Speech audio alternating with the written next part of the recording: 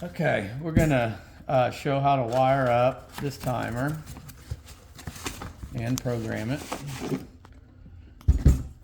Okay, so you pull everything out the box, obviously, and then I like to start by just taking the screw out, and you expose the screws below. So just take this out, and these will be where you do all your wiring at on these. And then I'm gonna go ahead and pull this out. I like to wire this out of the box. So to pull this out, you just press this tab at the top, and this can be pulled out. Okay, and then for a standard install, you just cut these, which I've actually already cut these previously, but you just cut these into an X with the razor knife like that, and then these wires will slide up through there. But if you wanted to do a different type of seal, you can buy these cord grips. Just cut a piece of wire. You can buy these at Lowe's or Home Depot, and then cut a little piece of this wire and take it with you, so you can make sure that it fits your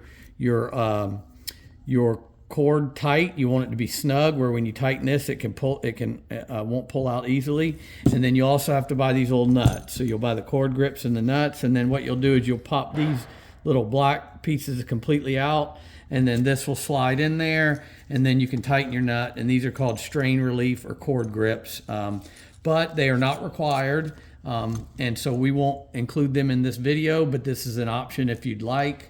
But the way these are designed, they actually grip the cord very well. So I always bring my pump wire in to the right, on the right side, and then this wire goes out to your pump in the water. And then this is your power from your breaker.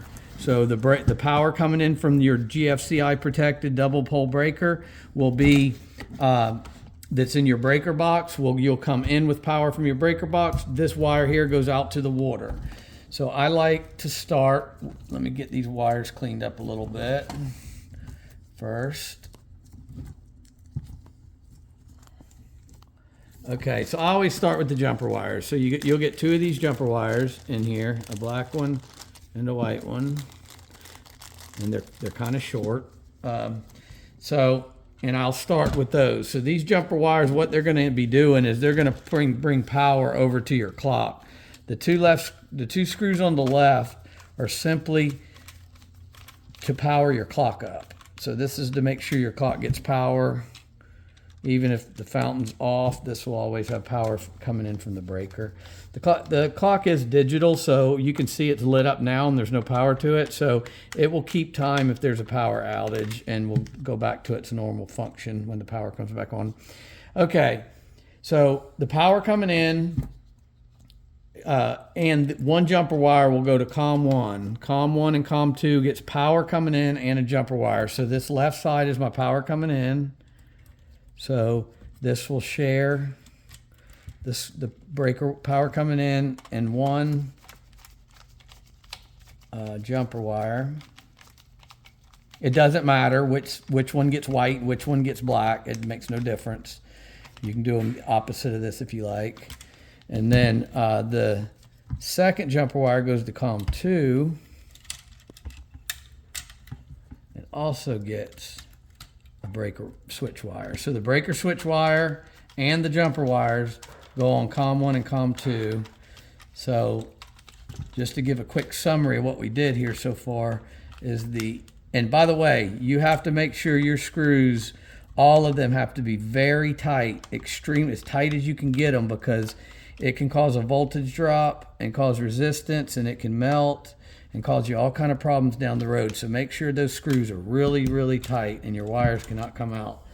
Okay, so what we just did is we have power coming in on COM 1 and COM 2, so that's constant power all the time.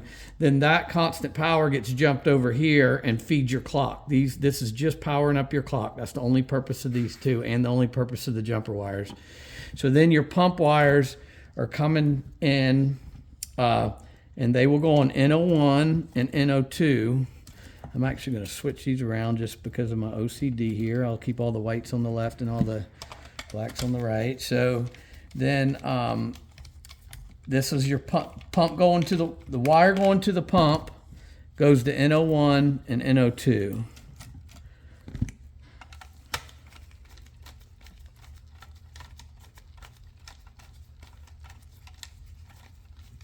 Wow, that screw is really loose. Okay, so those are tight, and then your two ground wires, you can connect those to this screw down here, and then that will connect them. But personally, what I do is I usually just will wire nut these together, because that screw can be sometimes tricky getting it in there and fighting with it. And since the box is plastic, you're really not grounding anything. You're just using that screw to connect these two wires. So I mean, this very urgent, very important that you're grounded properly. But since the box is plastic, the box itself can't be grounded. So I just take a wire nut and put this on here real tight. And then for the sake of this video, we're gonna skip past that part. And then what you'll do is you'll take and pull these back a little bit. Give yourself some room. And then you got to put the bottom in first, and then you snap the top. And then get your little cover here, put it back on, and screw it down.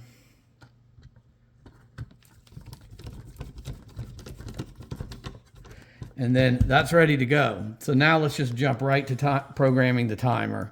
So to program the timer, you just hit the program button, okay? And you can see that it's program number 1.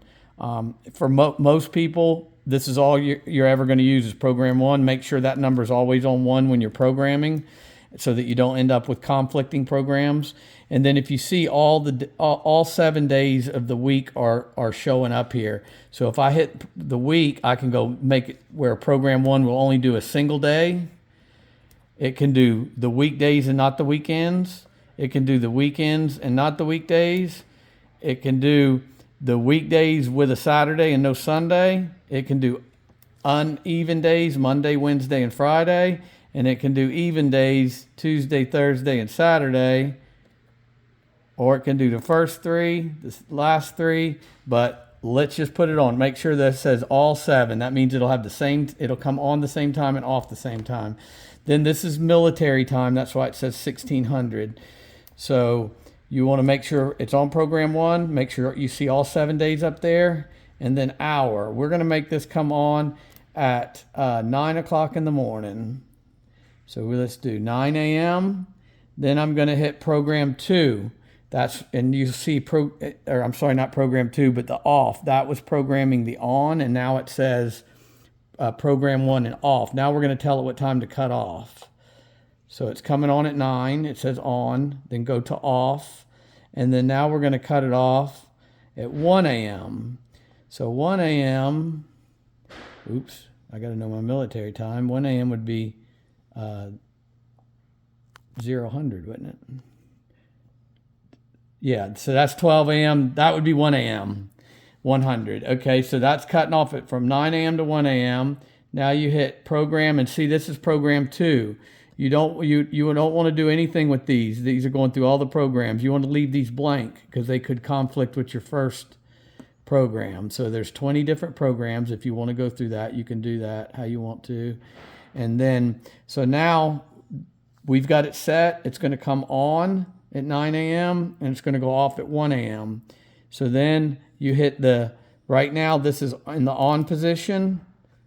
Now that's auto on. That means the pump is on right now and it's on auto. So it will cut off at that programmed, what we pre-programmed it. This is manually off and this is off auto. This means that it's off right now, but it will automatically resume the time during the next time.